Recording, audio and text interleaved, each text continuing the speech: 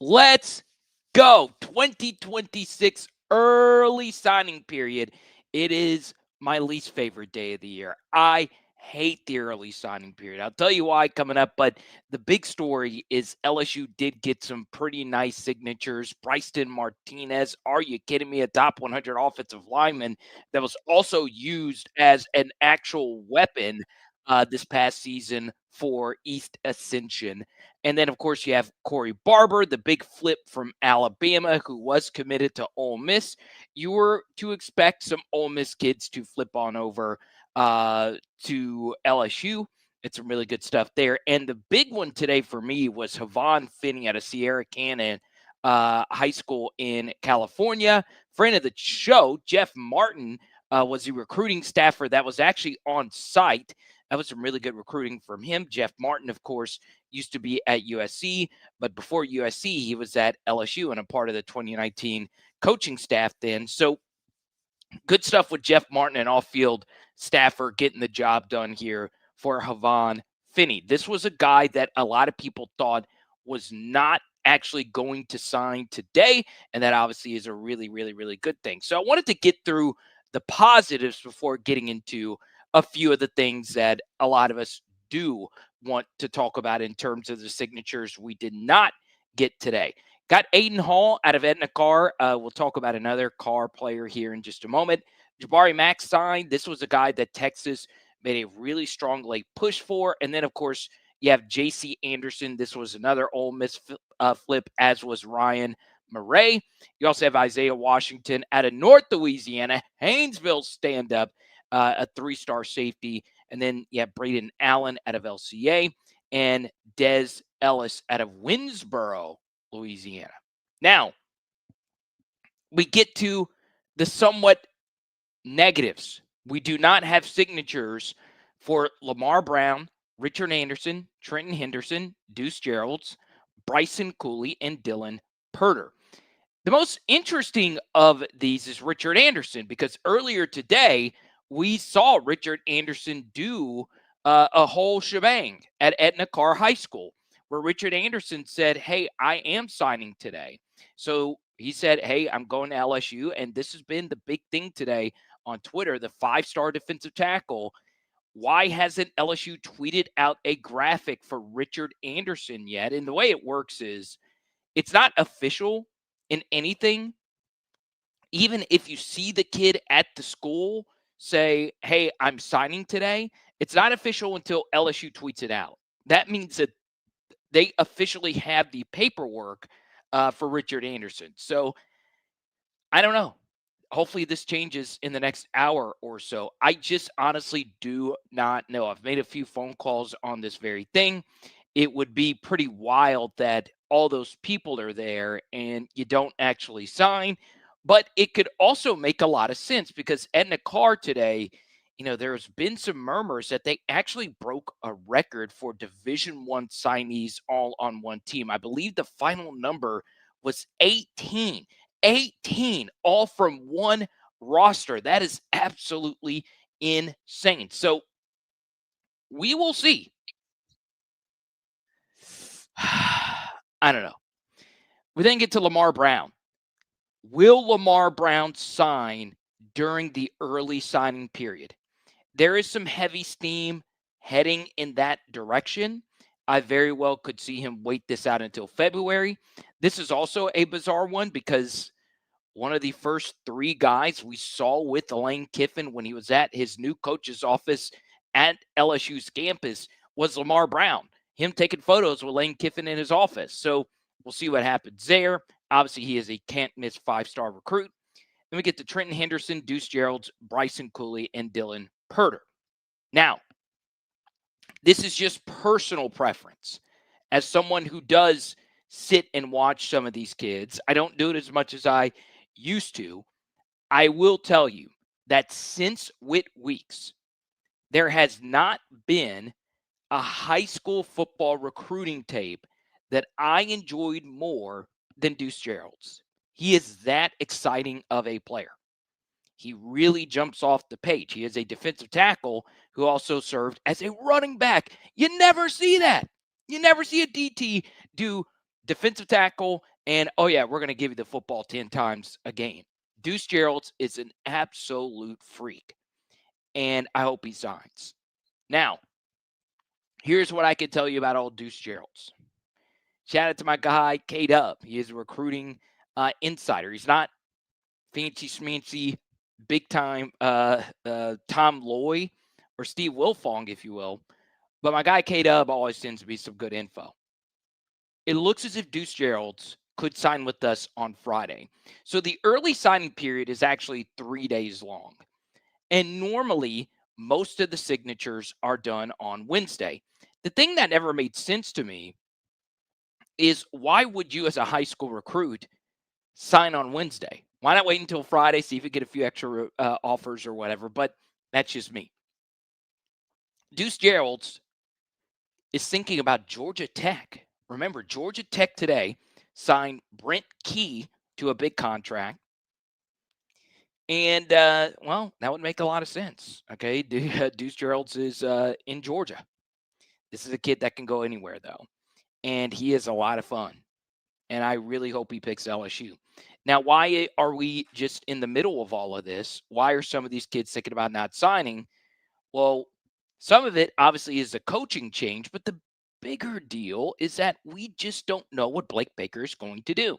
So if you are a PHL patron, you got some early insight on the Blake Baker coaching search. And I will always say this.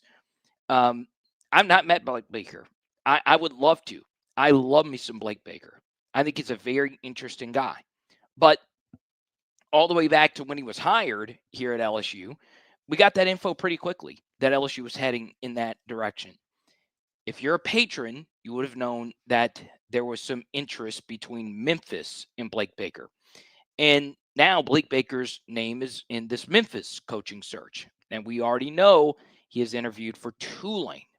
This is a very talented guy who one industry source told me he thinks Blake Baker is actually head coaching material more than he is defensive coordinator material, saying that, yeah, he's a great DC, but that Blake Baker has John Summerall types of aspects to who he is as a personality. And I've seen it. I've interviewed some of these players that have played under Blake Baker.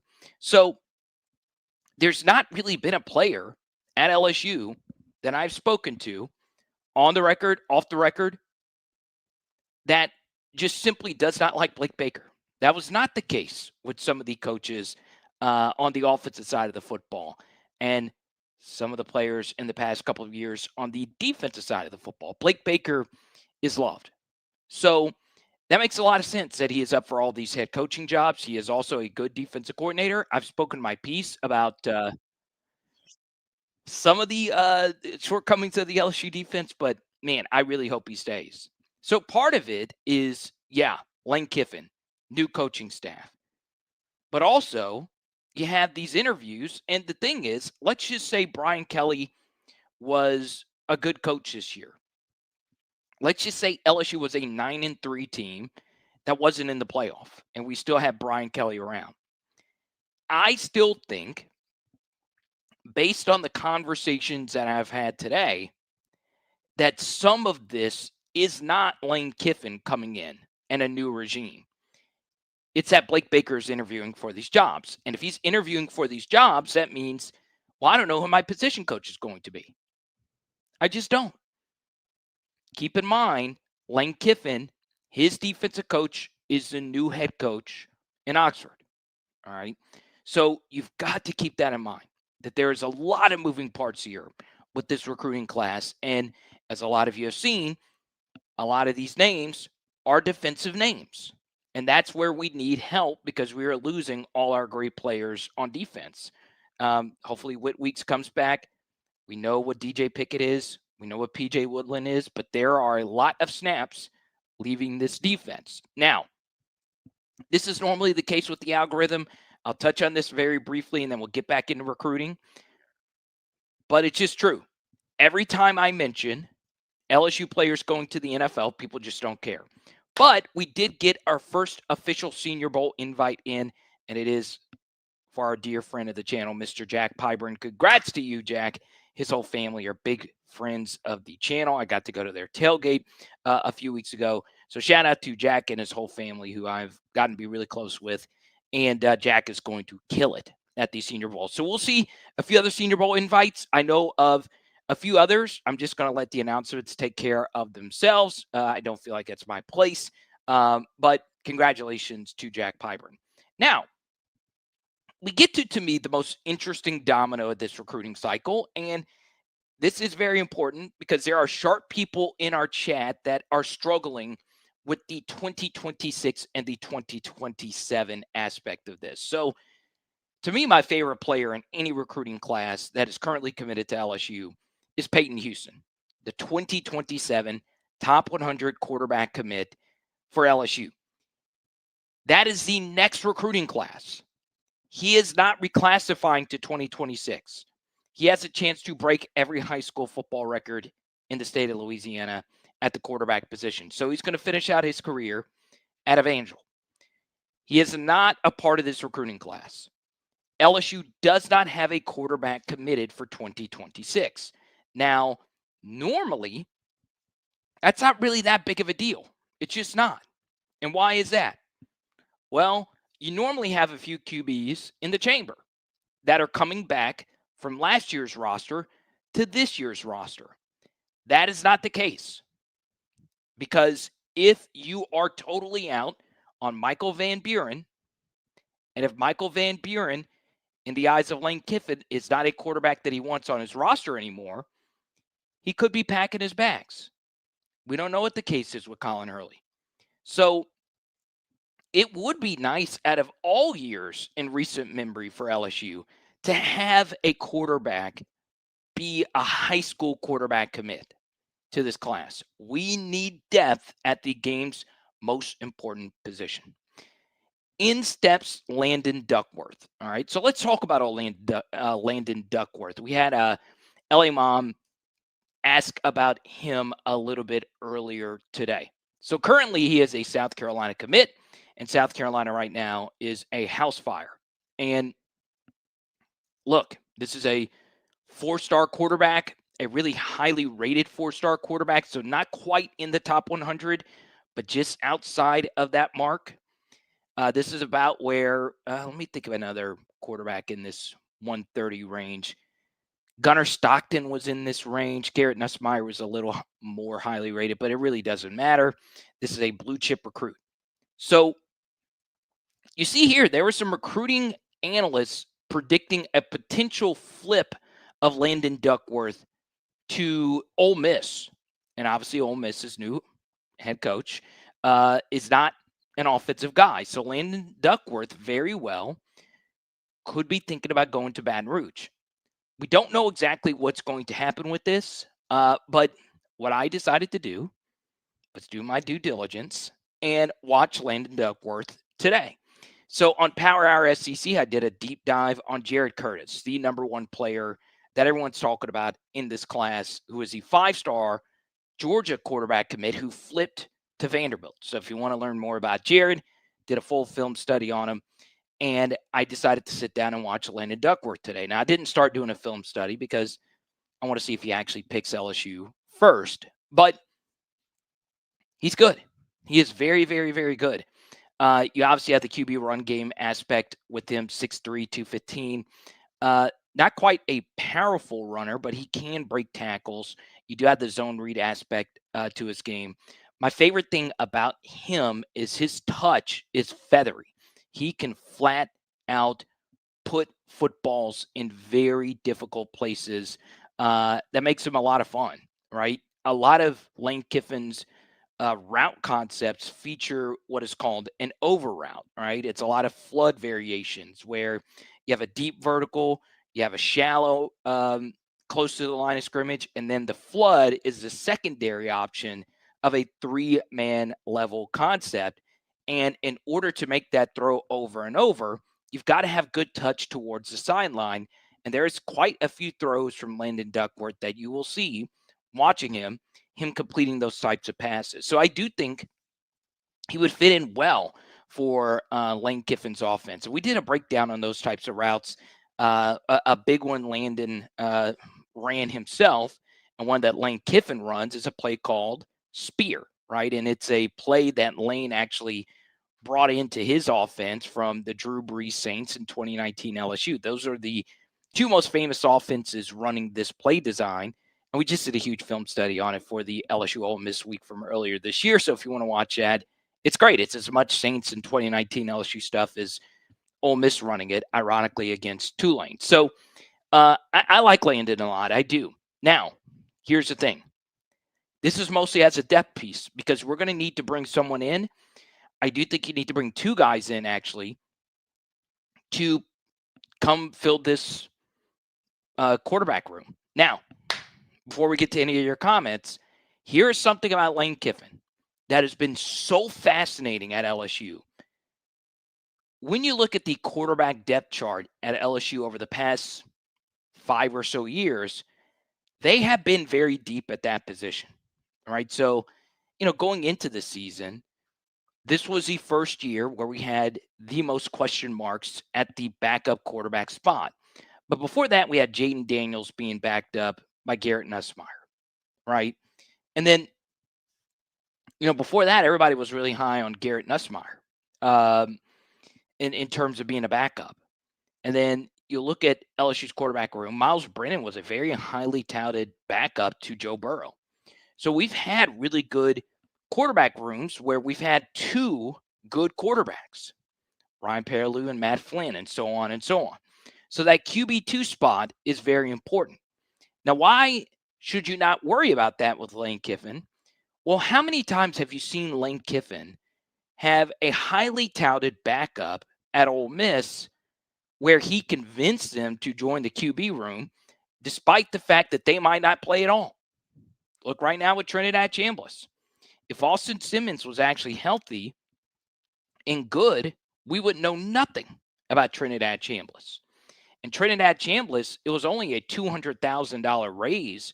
He would have been the starter at Temple, but Lane convinced him to sign with Ole Miss for $500K instead of $300K, according to CBS Sports. Then you go back to Spencer Sanders. To me, the worst transfer portal decision I've ever seen.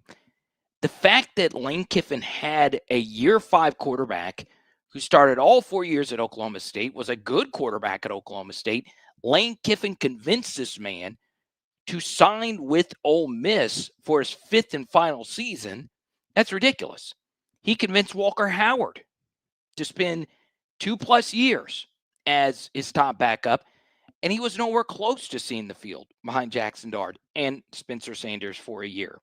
So I'm going to trust Lane Kiffin to sort out this quarterback room, but it would be very nice if you can get Landon Duckworth. Okay? So there you go. Now, obviously, there were a lot of names. I normally don't go this long before I get to a comment, but it is signing day. There is a lot going on here with the Blake Baker situation, and we'll see what happens next. Here's the key thing, though.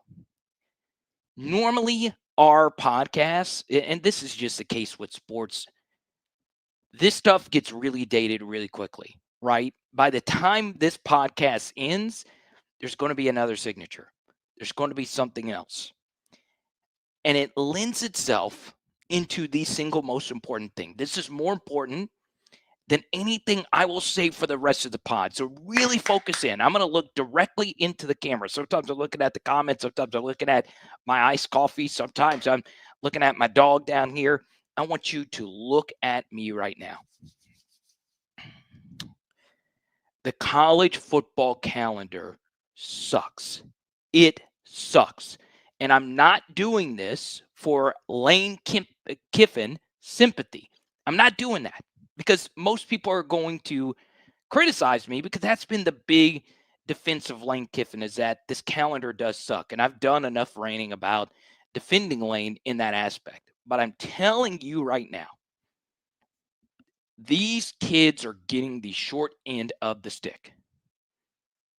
They are really, really, really getting screwed.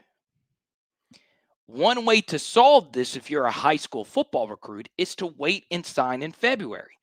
But your slot might not be there. There's no point in rushing all of this. No point. Now, once again, especially for the coaches that have already made life-changing amounts of money, I understand a lot of us are just meat and potatoes. We love college football. They're the ones that are having all the fun, and I'm going to work every day, clocking in, clocking out. I wish they had their job. And I understand that a lot of you feel that way. I totally get it. But imagine if you're Blake Baker. Imagine if you're Blake Baker right now. You know all these defensive recruits that you have been recruiting. They're waiting to see if you're going to be their defensive coordinator. It's part of why they're waiting. Being the defensive coordinator at LSU is one of Blake Baker's dream jobs. And he also knows that the new guy wants him back. He also knows that there are some key players that are on our team trying to figure out what Blake Baker wants to do because the transfer portal is obviously about a month away from now. Then you have all these assistant coaches trying to figure out what's next for them. These staffers. And then you have the high school kids themselves. We have got to fix this calendar. This is too much pressure on Blake Baker's shoulders. It's too much. Now, pressure makes diamonds. Blake Baker's fine with it. I guarantee you, this man is built different from me and you. But I have to defend him in this situation because there's just so much on this man's plate in this very short period of time when there is still a bowl game to be coached. It's wild. And imagine the coaches that are going through all of this that are actually going to be coaching in meaningful games coming up. Take Colin Klein, for instance, who I like a lot, the offensive coordinator at Texas A&M. Take him, for instance. Here is a former Heisman Trophy finalist quarterback who gets the job of a lifetime coaching his alma mater. He gets the information today. He's going to be the new head coach at Kansas State. So now, all these A&M recruits that were thinking about signing, well, yeah, they can't sign now. And Colin Klein, who's getting ready to coach a playoff, imagine if A&M was actually in the SEC title game. Now he's got to build his class at Kansas State. And now all these assistants have got to figure out, am I staying in College Station? Am I staying in College Station, or am I going to Manhattan, Kansas? And if you've made the same mistake as I have with Manhattan, Kansas, and Manhattan, New York, I really did make that mistake one time. Not actually going. I thought somebody I was interviewing was in Manhattan, New York instead of Manhattan, Kansas. And I interviewed him, and I was like, "Hey, did you go to a bodega this morning?" And he looked at me. He was like, "A bodega? What are you talking about?" I went to a 7-Eleven. I don't know what a bodega is. But I feel really bad for everybody involved in this because it is, and I hate cursing during the middle of the week shows, game shows, all hands on deck there. It's a shitty situation. I should have given you an earmuffs warning. It's shitty. But we get to your comments. Brad, welcome to the YouTube membership program. Let's freaking go. LA Mom, shout out to you. Yeah, we'll see what happens. Let's go to the queen of PHL alongside the great LA Mom and Sherry Berry. Are we worried about Coach Weiss going back to Ole Miss to coach the playoffs? Don't you think while he's there, they will try and get him to stay?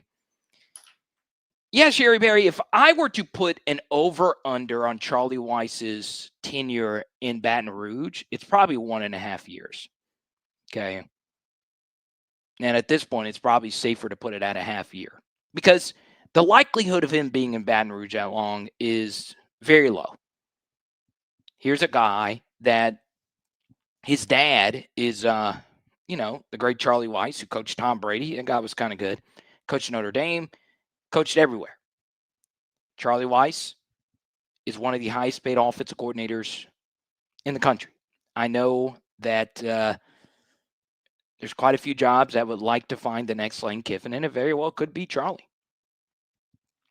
And the thing that's going to suck and why you should partially be rooting against Ole Miss in the college football playoff is that if Charlie goes out there and just lights up the joint, guess what's going to happen? Teams are going to be like, well, is this the Charlie experience? How much of it was Charlie instead of Lane and vice versa? So the likelihood that Charlie Weiss is at LSU that long is low, right? If you were to ask me, hey, how long is Blake Baker going to be at LSU? I would have told you forever. I would have guessed an Aranda tenure for Blake Baker. Obviously not as good because Dave Aranda is the best defensive coordinator ever at LSU, but I would guess at least 4 years, right? So that's how, and it's not because I think Charlie's not loyal to Lane Kiffin. It's just, the reality of it. And I think Lane understands that as well. I also think the best head coaches, especially the ones like Lane who are really good at offensive football, they've got 2 or 3 OCs that they know that they can go to and bring in to the forefront. All right. So there you go. Now, let's go to Ghastly Gamer in Little Rock. Please talk about Anderson. I'm freaking out. Why is he not officially listed? I thought he signed. Part of why I don't want to talk about it is because it's going to be dated, right? What if he signs like right after, literally, what if he signs like right after I get off here? What if that happens? But yeah, we don't know. I honestly do not know. Okay. I do not know. Now, I want to talk about something pretty big for this new LSU coaching staff. And it's an update that is way under the radar. And it's arguably more important than any kid that we actually signed today. A very under the radar move from Mr. Lane Kiffin. That's right after this. Are you missing that sweet swing? If pain is holding your golf game back, you must check out the full simulator at the Lafayette location of Laborde Therapy Center. Yes, Chase and his team built this simulator to go along with a full set of programs catered to your needs. Yes, this entire team at Laborde Therapy worked hard to fix that back, your elbow, shoulders, wrists, knees, toes, it doesn't matter. At their Lafayette location, 337-981-4053. Call today. But what if you don't golf? And what if you don't live in Lafayette? No problem. They fixed anything therapy related. Book today, LabordeTherapy.com, with locations in Carencro, Youngsville, Morgan City, and Crowley. LabordeTherapy.com. LABORDE therapy.com. Let's go. Yeah, big special shout out to Laborde. They just wanted to continue with the PHL, so we're really excited about that partnership.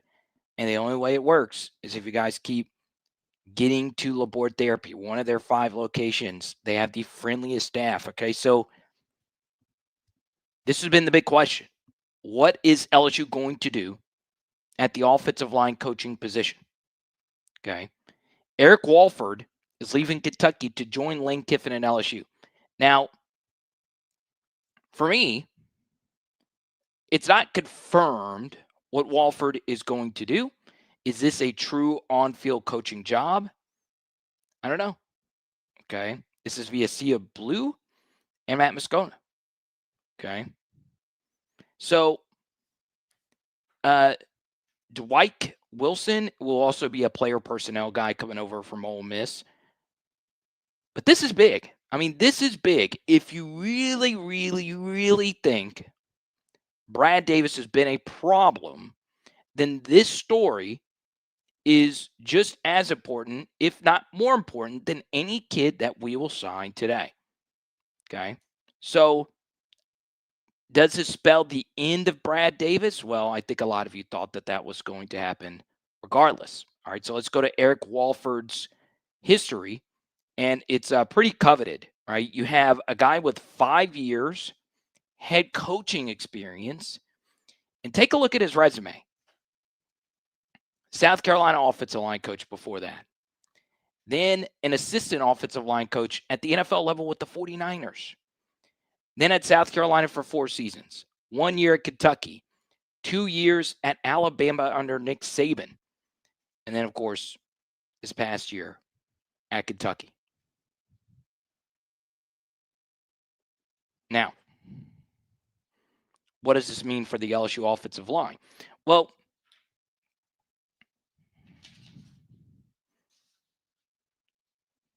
the first thing is he actually going to be the offensive line coach? I don't know. What I would tell you, though, is it makes you feel better now that you know that you have someone that's done this for a very long time, that you lost Jalen Chapman, who I liked a lot in the 2026 class. I just watched a little bit of Jalen stuff, and he's got some wiggle, man. He is a mover on the offensive line position. Okay. So pretty excited. Pretty excited about that. TMB says, Carter, the last time you laughed like that, you said Kiffin was a done deal. Yeah, so I'll address a few things regarding some of my Lane remarks over the past couple of weeks. So I honestly thought, I really do mean it, in my gut of all guts, that he was not coming here. Despite all the info, despite our guest, Cooper, a month ago saying what he said about Lane. It was pretty interesting, though, that normally with head coaching searches, I'm in the dark, as are most people. That was definitely the case during the Brian Kelly search. This was different, though. I had viewers reach out, sources that I normally speak to, all basically in alignment, saying, hey, this is happening. It's a very real thing. And, you know, I was getting info from Ole Miss sources. And I don't have a gazillion of them, but I do know someone in that building. And they're saying, Carter, this is happening. I just still can't believe it happened. And I want that to be clear, because as we move forward, whether we worry about this signature or that signature or this coach or that coach, ultimately your program is your head coach. It's just that simple. Okay. But that head coach has got to make good hires. And if you don't have good coordinators, you're just not going to win. Brian Kelly at LSU is still here today if he is batting 750 instead of 500 when it comes to hiring coordinators. Just a semi-decent coordinator instead of Matt House is probably in the college football playoff. If you move on from Joe Sloan and you bring in whoever it may be as the offensive coordinator, he's probably still the head coach at LSU. So that's why this Blake Baker news is so big. It's so big. Because it's not necessarily, hey, Blake could leave you. It's if this continues past the Friday early signing period and he still decides to come back, well, you're going to have to wait potentially until February anyway for some of these signatures. You know, I want to shout out Josh Pate. He does this obviously at a higher level than I do. We do have a lot of people watching right now. We do appreciate that. But he had 500,000 subscribers. And there's a lot that he says that I disagree with. And there's a lot that he says that I do agree with. And this is an opinion. He's not known as like a big hot take guy either. But he does have some bold opinions. And one that I truly agree with is it's not when you sign your head coach, it's if you hired the right one. And think about it this way. If you were to look at Brian Kelly and you were to look, and John, I'll happily elaborate here. If you were to look at the 2022 recruiting class that LSU brought in under Brian Kelly his first season, that was one of the best recruiting classes ever at LSU.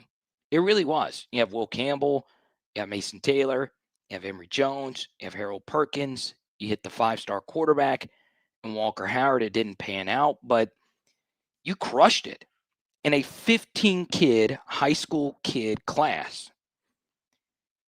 And it didn't matter. It did not matter.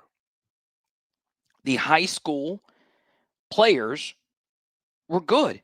They were better than good. They were great. Will Campbell ended a 20-year streak of no offensive lineman at LSU selected in the first round. And it didn't matter. So if you're worried about, hey, we might not get Lamar's signature, we might not get Duce Geralds, he might go to Georgia Tech or wherever. Sure, that could happen. But you got the head coach. You got the head coach that you wanted. And I know many say, hey, this wasn't the right decision for LSU. There's no way we can judge the right decision for LSU until we wait 3 or 4 years. That's malarkey. It's not. Because you can't predict where a head coach will be 3 years from now. You don't know if he's going to be good. You don't know if he's going to be bad. You don't know if he's going to be somewhere else. What I hate when people do this. Let's just say, okay, and I'll get back in to some of this Frank Wilson stuff in a minute.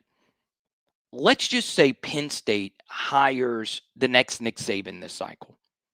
Let's just say that magically happens. They hire, I don't know, they hire Eli Drinkwitz, whoever it may be. And that's not going to happen, but I couldn't think of an example. Penn State's search has been a you-know-what show. That means they got really lucky. They have struck out on so many candidates.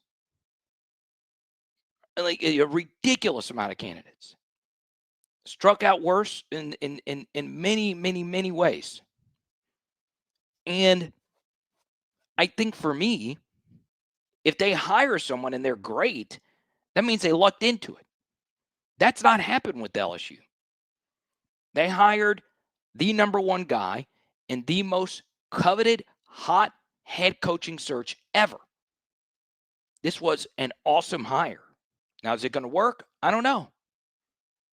So you've got to let this not necessarily play out. You've just got to look at yourself in the mirror and say, LSU did the absolute best that they possibly could that they had to work with. Feinbaum was on with Jacques Duce a little bit earlier, and he said something very interesting that he thinks Lane Kiffin's the biggest name in college football. And I disagree with that. It's the biggest name in college football is going to be Deion. Deion's by far the biggest name in college football. But outside of the supernova that is Deion Sanders, it probably is true that Lane Kiffin generates the most clicks. Now, Kirby is the best coach by far. But yeah, Lane's the biggest star. And Feinbaum, it's like, hey, they had me on CNN the other night. This was on news networks. So LSU hammered this. They could not have done better than getting Lane Kiffin.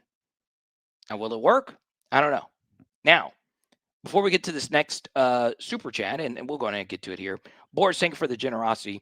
The amount of Kiffin hate from sources outside of OM is fascinating. They are scared stiff. I like it. And Kiffin should absolutely say, go Tigers at every chance. So let's go Tigers. Here's something else that I would tell Lane Kiffin as well. And this was a big mistake that Brian Kelly made when he got here. Part of Brian Kelly's logic of coming to LSU is he wanted to recruit a different style of athlete, and that the 3 letters of LSU is going to do a lot of the heavy lifting. And it does. It still does. But it is different in the NIL era. It is, right? When you can sign a dotted line and make a life-changing amount of money for some of your family and in yourself. So for Lane, when you come here, the job actually gets harder at LSU than what it does at Ole Miss. And this is something I have always said about the LSU job. When you get to LSU, it is true that 3 coaches have won national championships here. Had the greatest coach of all time, and then 2 guys that are hard to employ right now. Hopefully, Ed Orgeron gets a Tulane job, or hopefully Ed Orgeron comes to be the defensive line coach. But neither of those guys are hot commodities as head coaches when they left. All right, whether it be Les Miles or Ed Orgeron. But the job is still really hard. And I'm not just talking about pressure. I'm not just talking about recruiting expectations and all of that. It's that people view LSU as a premier job, as the best job in many ways in all of college football. But it's not. To me, it is not. All right. Even though Lane Kiffin said it and I tweeted it out, and there is a piece of me that believes it in certain aspects of it because it isn't head coach dependent and so on and so on. But the best job in college football is Ohio State. It is. It's way easier to win in the Big Ten. You're always going to have 5 stars. Ryan Day is Ryan Day. He's a really good coach. But people view LSU on this tier with Georgia, Alabama, and Ohio State, where these teams make the playoff basically every year. These teams are always in the discussion pretty much every year. That's not LSU. So now that you've raised your expectations, now that you're here in Baton Rouge, you've got to go to another level, whether that be in recruiting. It's definitely not in scheme. I truly do believe the Lane Kiffin scheme is the best in college football. I believe he is the best play caller or the best head coach offensive mind in college football. It's time for Lane to hit another level. It's time. And I don't know what that other level actually is, but you've really, really, really got to hit it. All right. I mean, you really, really, really do. And I think he will. I honestly could not be higher on Lane Kiffin at LSU. I honestly just simply could not be. And that could backfire on me. It very well could. But I have been such a major Lane Kiffin fan for so damn long. And the fact that this man, who I've studied, watched thousands of his offensive play calls going back to the Alabama days, the fact that he's coaching for the purple and gold just keeps me positive during this time where signatures could go here or there or wherever. Okay. So I'm really pumped up about this. I really, really, really am. Okay. But yes, do I truly think this is the best job in college football?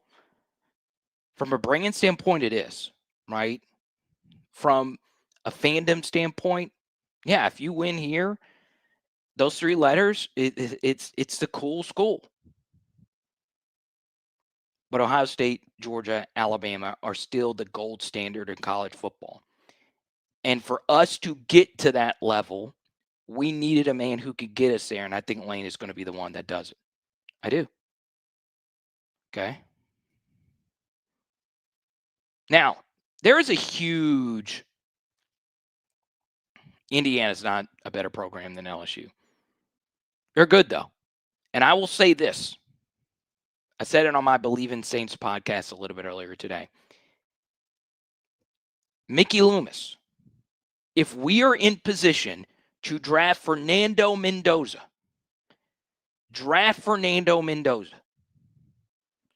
I don't give a Tyler shuck what you think of the Texas Tech Louisville year 17 quarterback. I don't care. I hope Shuck makes me look stupid with this statement, but man, do not pass on the Mendoza. Do not pass on. And I understand Arvell Reese would be great. Caleb Downs next to Jonas Senker would be even better. But Fernando Mendoza is my freaking guy. His interviews are insane too. Oh, man. It's So let's get to as many of your comments as you possibly can. And I'll address some of the Frank Wilson stuff. Okay. So like I said yesterday, I simply stayed away from, my best buddy, Blake Ruffino's comments about the man, the myth, the legend, Frank Wilson. I was on Blake's show last night. Blake brought it up. And the only thing I agreed with is, hey, those 3 letters do matter more. Now, it's not that he's wrong. I don't know if he's wrong or not.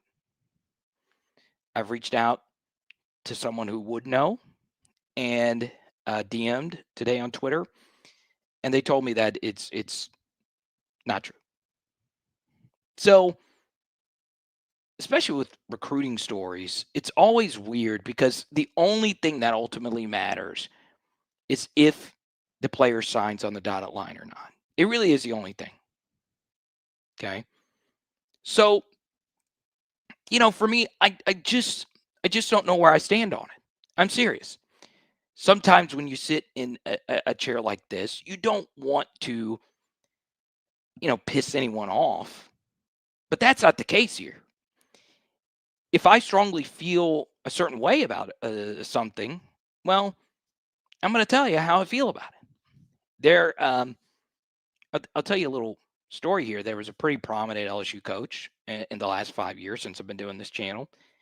And I said what I said about this person, and I've not heard. I've not heard from them in a while. And it's not Ed Orgeron.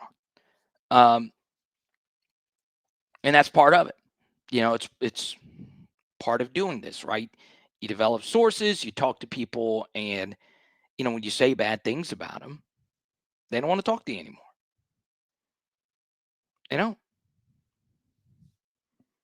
So it's not that I'm protecting someone. I really don't know. I really, really, really don't know. What I will say, though, is I do think Lane should consider keeping Frank around.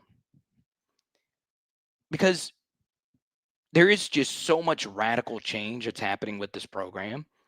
And Frank is the ace Louisiana recruiter. It wasn't just that he's done a good job coaching the running backs, which I think overall he's been pretty good under the Brian Kelly regime. He's done a good job recruiting and all of that. I just don't think we want to piss off all these Louisiana high school football coaches. I just don't. Okay. Now, we do have one final break to get to. Big thanks to our friends at Fortified Gulf Coast. PHL Nation, it's time to lock in and get serious really quickly with our friends at Fortified Gulf Coast and FortifiedGulf.com. This is my buddy Ramey. He is one of many Fortified Gulf Coast inspection professionals that are doing something to help you not only save your home, but your memories. The Fortified program got started about 13 years ago. We adopted it here in New Orleans about 2.5 years ago. It's a more advanced way of doing the roof. It adds an extra layer of protection, whereas even if a hurricane was to pull the shingles off this roof, water will still not get into the house. So yes, your establishment is important, but what about the things you can't replace? That family scrapbook or that painting that's been handed down from Meemaw to Papaw and to you. It is important to protect that today with Fortified Roofing. And while this seems like a priceless asset, did you know it can actually save you on your homeowner's insurance up to 37% if you are in South Louisiana? Just call the number 504-444-7563. That's Are you a die-hard LSU fan? And would you like to understand the complex game of football better? Well, sign up today for our PHL Patreon. This is his second touchdown. Counter G while you're pulling the guard. We dive deep on recruiting and the transfer portal at a level that you have never seen before. Film breakdowns from so many different angles, and my personal favorites, oh yeah, the analytics, baby. I like to get nerdy. We take a look at cutting-edge statistics that help all of us understand LSU football even better. And guess what? Every new sign-up gets a Joe Burrow card in the mail for free. But we got to save the best for last. Our private Discord community of LSU fans from around the globe. Sign up today. Patreon.com/LSU football and put your name on our wall of patrons. Special thanks to everybody who's on here. Let's freaking go. All righty. Guess what? The next PHL patron, I got your first month on me, and I'll send you an autograph card today.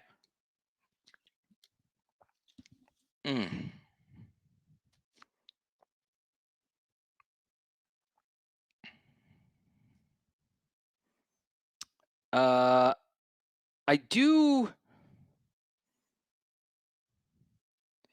One thing it's been kind of humbling today. I say it in a good way. I've had quite a few of you send me your links of your Spotify raps and all that stuff. That's great. I really, really, really do appreciate that. Okay. Like I really, really, really do appreciate that. I wish I could give each and every one of you that send me a screenshot or you tag me on Twitter. Chris Tobin just tagged me. But I was number 5. I wasn't number 1. A Ruffino guy was number 1. I was number 5 on that list. Chris, we gotta flippity flop that. I appreciate it. Now, I want you to listen to this, Joe Burrow. Have any thoughts on Lane Kiffin being hired at LSU?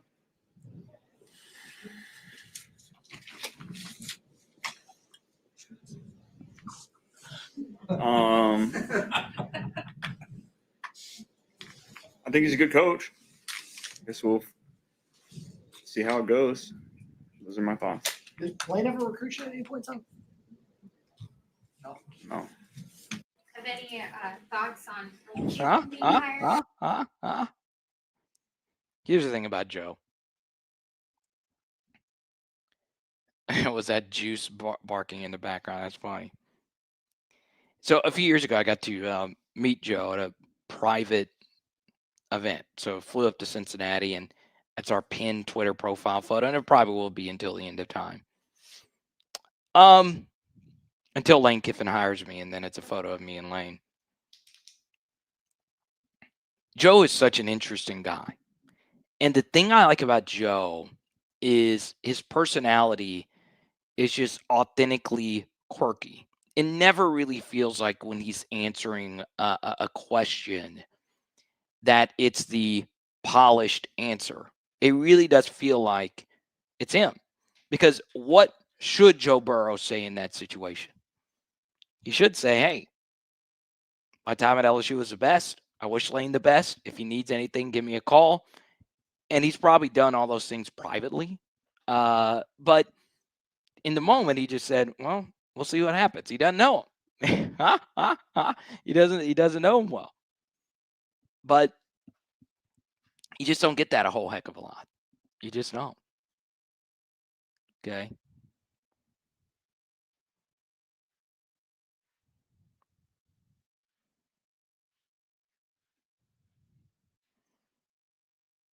So Williams worried about us not hiring Frank, and he will pull the New Orleans kids to places we don't want them to go. And that's still the best PHL photo of all time. Look at all these beautiful folks. PHL shirts. Yeah, I get that. I do get that. And that's why I think he should be retained. I do. Let's go to LSU Monster, one of our many supporters via YouTube memberships. Should I eat Taco Bell, Domino's, Izzo's, or McDonald's for lunch on your cheat day? Well, you can't do Domino's. Domino's isn't something that you could just go in and eat. I don't think Domino's does dine in. Taco Bell is a tough midday deal. That's a tough one. So now it's down to McDonald's or Izzo's. I think I'd go with Izzo's.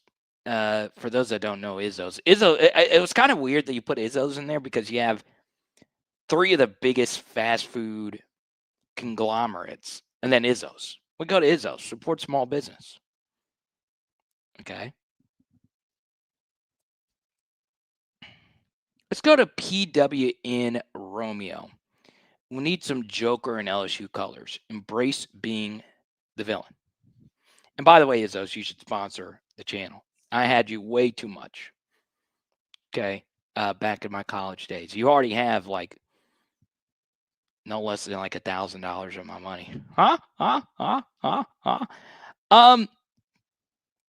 So is LSU now the villain? Are we the villains of college football? No, it's going to be Ohio State when they win another natty this year.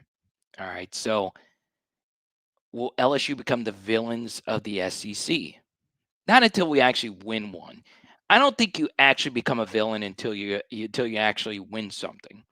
All right. So yes, right now we are the villains of college football because this is the biggest story in college football.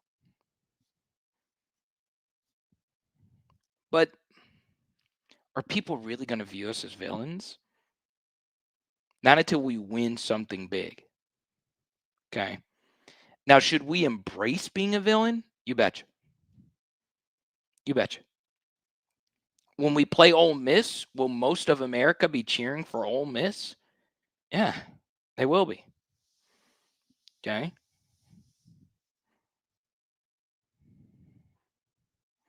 Let's go to B. Wayne, 3197.3 LSU Tigers. LSU hasn't had a good running back for a while. So did Frank lose his magic? Stop with all this emotional upheaval. Now, we'll say, I still stand by. If Frank does move on or LSU decides to move on from him, I don't think Frank's been on staff for a national championship team. I don't think so. So, yeah, I mean, LSU would be fine. That doesn't mean he's not a great coach. Now, where I would push back is this idea that LSU has not had a good running back. And then what the hell is Harlan Berry? What the hell has Caden Durham been these last couple of seasons? I don't think they've been Fournette or Geis. I think they've been pretty good. I would venture off that one of them will have a 1,000-yard season next year with Lane if they both decide to stay. Let's go to Pegasus. Do I think Ohio State is that much better than everyone else? No. Are they the best team? Yes. Have they load managed? Yes. They have load managed like crazy. It's not a big C. It's kind of just out there. Can you find schools for load management like they do in the NBA? No. But yeah, I mean, what is load management if you're not an NBA fan? Well, simply put, it's just resting guys that could play for the sake of saving them, right? And they've done that with their wide receiver position in particular, with Jeremiah Smith and Carnell Tate. Now, they would push it back against that, but it's not really a mystery at this point. And I don't like it. I don't like it. If I pay my ticket, I want to see Carnell Tate. I want to see Jeremiah Smith. I've seen Carnell Tate mocked to the Saints. Another Ohio State receiver with the New Orleans Saints? Let's do it. All right.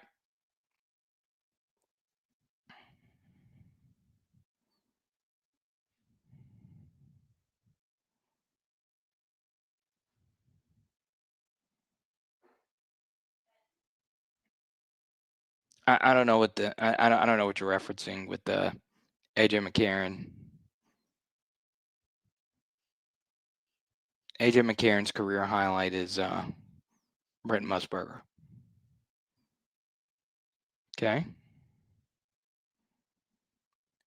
Lars, man, I appreciate all your support. I love this. Let's ho. I used to have hoes. That's my song, bro. I'm going to play that I'm DJing a corporate event on Saturday. It's going to be my first song. I used to have hoes. Oh, man. You hear that at Mardi Gras, dude. You get lit.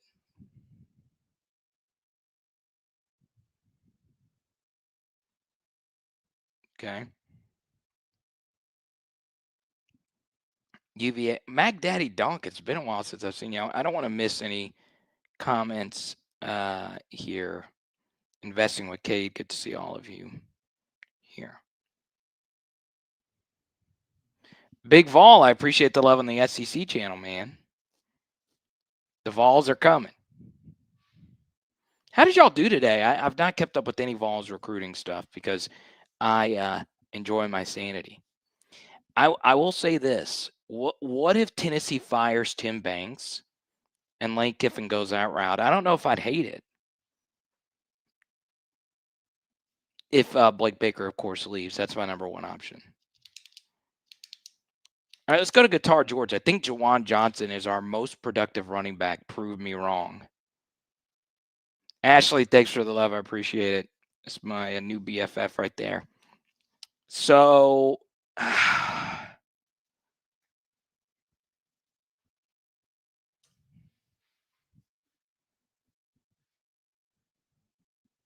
you said to prove you wrong? Let's do it.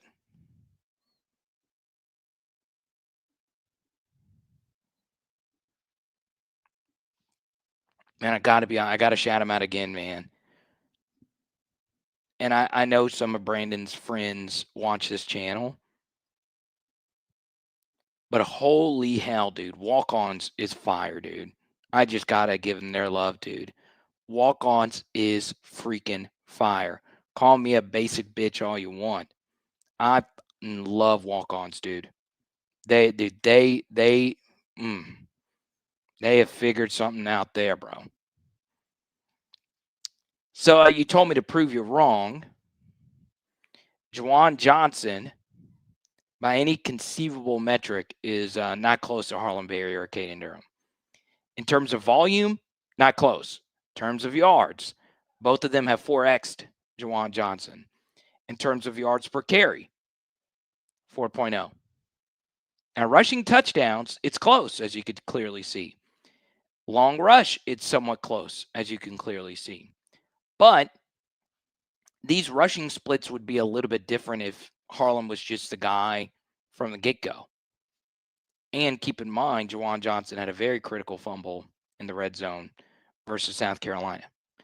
He's not as fast as either one of those two. He's not as explosive as either one of those two. He's not a better receiver than either one of those two. But he's still good. I'm not.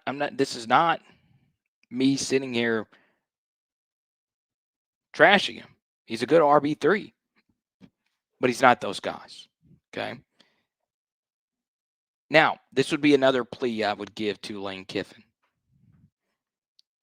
And this is where it gets interesting as far as like roster building is concerned. I need our team to be bigger. We are just too small. And it pains me to say that as a small dude. I was a defensive tackle, the biggest position you need to be on defense, and I was a tiny guy. Born with zero athleticism. Okay? We've got to get bigger, dude. We just do. If not bigger, we just need to get some dogs, man. We've got to include a back in our backfield that has actual size. No idea what happened with Caleb Jackson. But we size matters. Okay? And just does. Not in every walk of life. Not in every walk of life. Not in every But you got to have at least one bruiser. Okay? I know people have trashed Alabama for not having a run game, but at least they got some size there. They got Daniel Hill there. That dude is a load. You see Cedric Alexander at Vanderbilt? Whew. Sourdough Man shouting out LSU men's basketball. Yeah, I thought about moving some things around for the game. Y'all want me to I'll put the game on the screen. Who cares if I get ripped? Who cares if I lose my channel?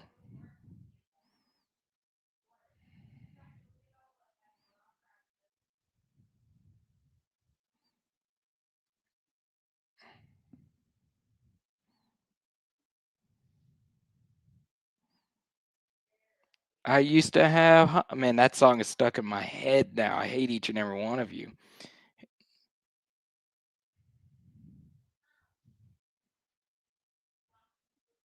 That's such a great song.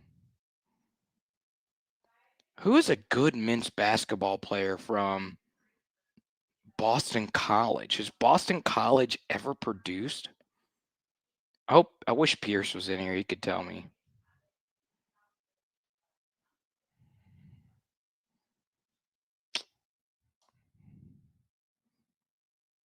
$37. Dude, we might have ourselves a team, bro. We don't even have Jalen Reed anymore. Sucks, dude. Wait, Reggie Jackson? Reggie Jackson went to Boston College? There's no way that Reggie. No, I don't believe that. I don't believe that, dude.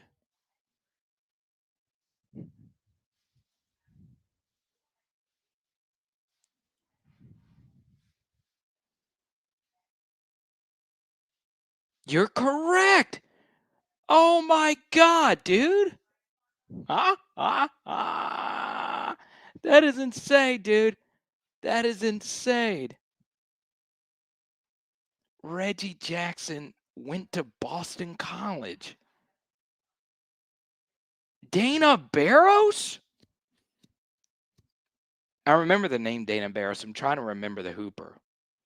Jared Dudley?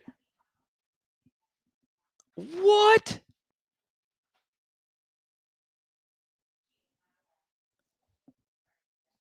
Sid the Kid. What's good, man? That's a professional ass headshot. Damn. Sid, man. If I don't answer this question well, I'm going to be in litigation. How do I feel about landing Geralds, Brown, and Duckworth? Lamar, I still feel pretty good about. I do. Duckworth, I'm 50-50 on. Geralds, I probably should feel better. It might just be my bias that's leaking in here, Sid. But Sid, you might be new to the channel. I am never, ever, ever, ever, ever going to front and say that I'm a recruiting insider. I am no Jared Roser, Sam Spiegelman, Shay Dixon. Name your flavor. I can't do what those guys do. They're way more talented than me in this area, and probably just in general. And I used to call Spiegelman. We used to do a podcast every week. A coworker. I love Speaks. Okay. Dana Barros gave 50 to the Rockets. But yeah, we did lose Blaine Bradford today. The Catholic High standout. That sucks. That sucks. That sucks. But yeah, Sid, I don't want you to be new here and think I'm the recruiting insider. I should say that, like, yeah, I talked to them today. They said that they like it. Honestly, and those three that I mentioned, they're the recruiting goats. They actually do make phone calls and talk to the kids in the high school, parents and coaches and all of that.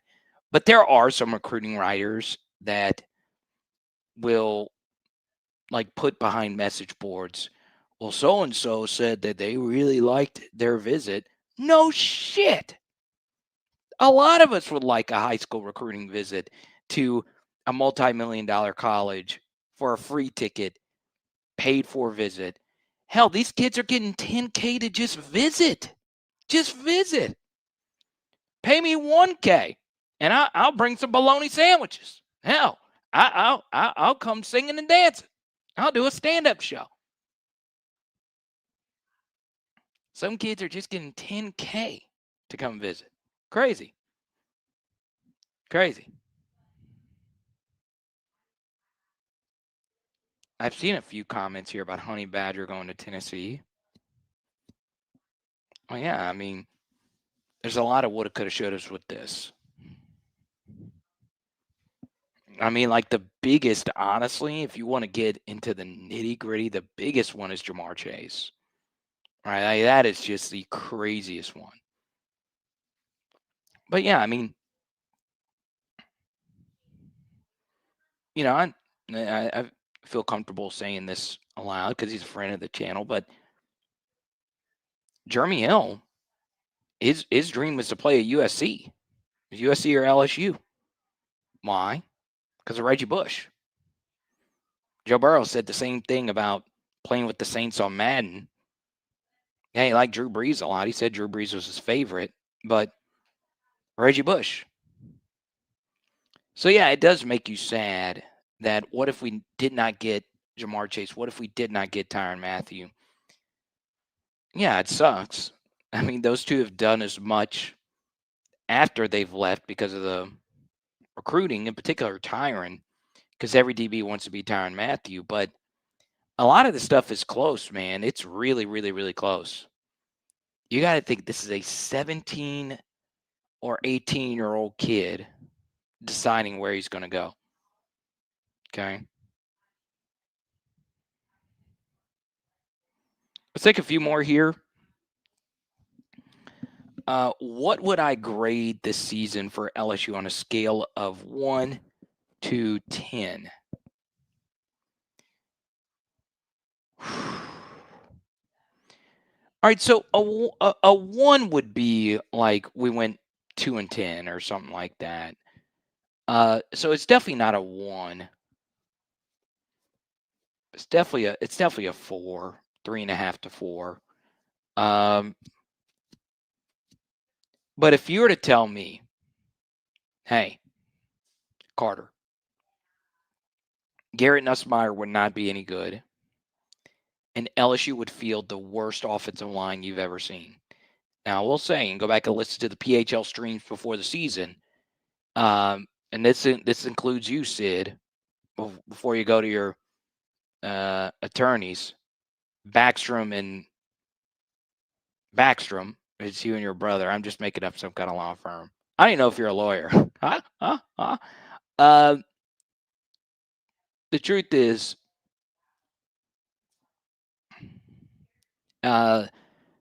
you just don't know. Like you honestly don't know. Let's go to Ashley. I wanted to go back to this comment. The Mafia fixed Boston College games. That's why Henry. Okay, so that's why when like Boston College was being brought up, I was like, there was some kind of point shaving thing that happened with their basketball program. I don't know. Boston College might be the weirdest athletic program. So you have arguably the most iconic Hail Mary in college football happen at Boston College. The best linebacker I've ever seen is Luke Kuechly. He went to Boston College. Matty Ice went to Boston College. You have the red bandana game, which is cool at Boston College. And then basketball, you have this, whatever this is. It's such a weird school. And they're deciding to run it back with Bill O'Brien. Boston College. Deciding to run it back with Bill O'Brien is crazy.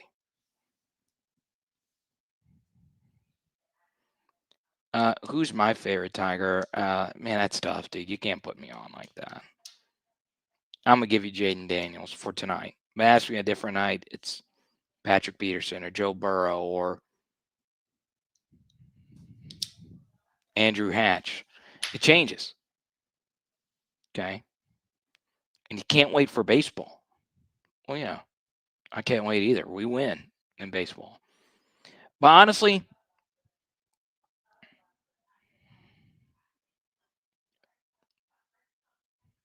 baseball is baseball. You know?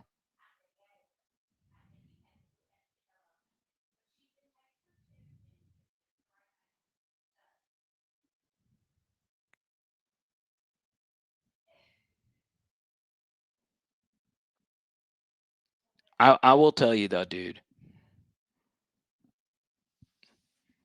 I'm starting to get a little happy. My blood is starting to flow. The LSU men's basketball team might be going to March Madness this year. This is for everyone that loves this team as much as I do. Which, on a scale of 1 to 10, I'm probably at like a 8 when it comes to men's basketball love. We all think we like to say we love men's basketball at LSU. But how many games do you go to? I don't go to many. This is for Hal and some of the other season ticket holders that watch. Boot the F up. This is for Kent Lowe. This is for Shaquille O'Neal. This is for Marcus Thornton, Storm Warren, Eddie Ludwig, Alex Farr, Chris Johnson. It's for all of them. We have got to get back into the tournament. Gymnastics. The best name on the planet is Haley Bryant. She's back as a coach. Excited. Excited.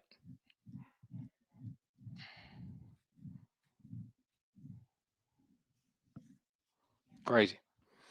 All right. So we got some news to get to tonight.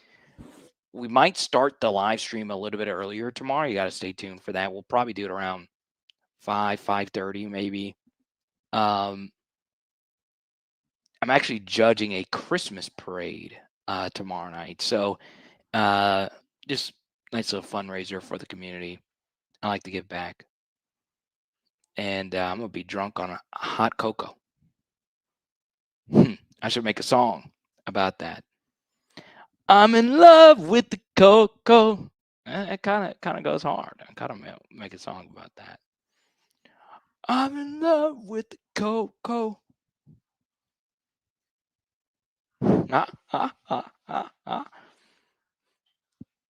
I got it on the low. I don't know about that, bro.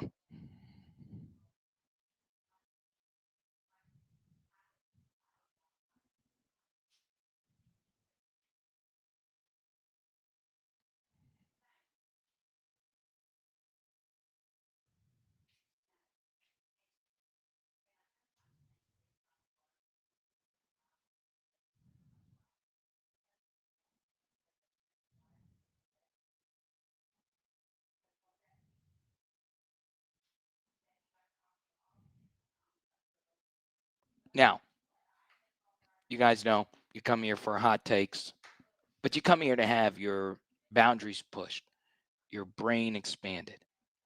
Okay. We do have conference championship weekend this weekend. Okay.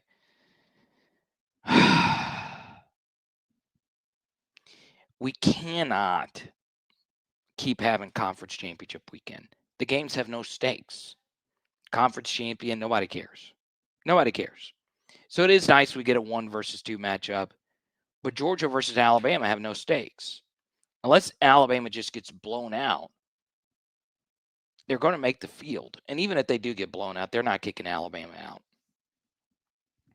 So we had a guest last year, Matt Zimick, and he's a national college football writer. And he said that the college football conference championship game should be a play-in game. Basically, you take the lowest seeded SEC team that is currently in the field. All right, so that would be Alabama. And they would play Texas for the right for the college football playoff spot. So you would have Alabama, Texas, whoever wins gets that final slot of the SEC schools. And you just go down the list. So I'll just pull it up here. This fixes a lot of problems. A lot. Okay. And let's pull this up. So I want to provide clarity before we talk about this. Instead, the biggest weakness was the offensive line. I think that's, even if you think Garrett was just terrible this year, the offensive line, I mean, that's the worst offensive line maybe I've ever seen in the SEC, which was our O-line this year.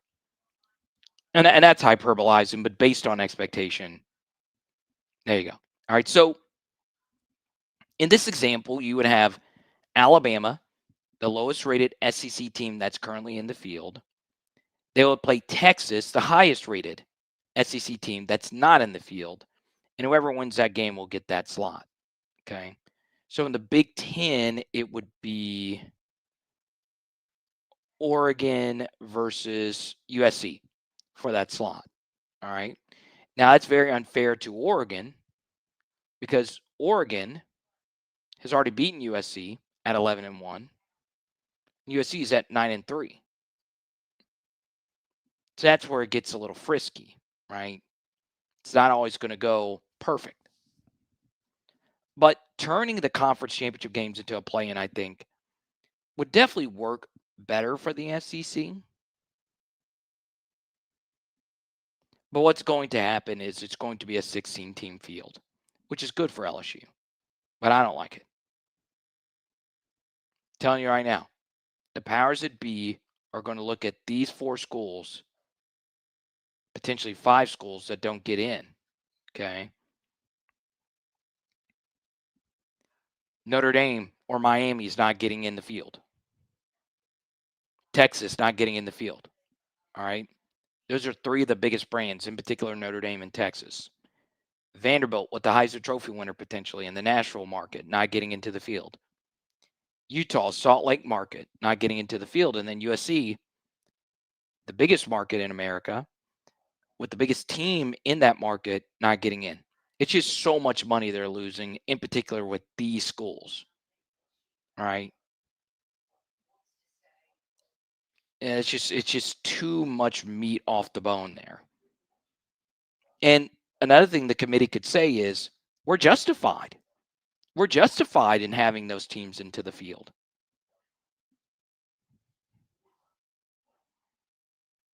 Okay. And that's it, Chance. Like, it's politics.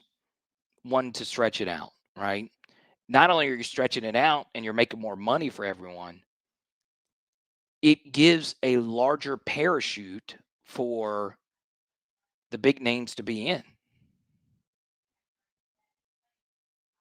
It's just how it is. You're telling me that the playoff field will have the option to include USC? And I don't think USC would get in based on the conference championship if you were to stretch it to 16. But there you go.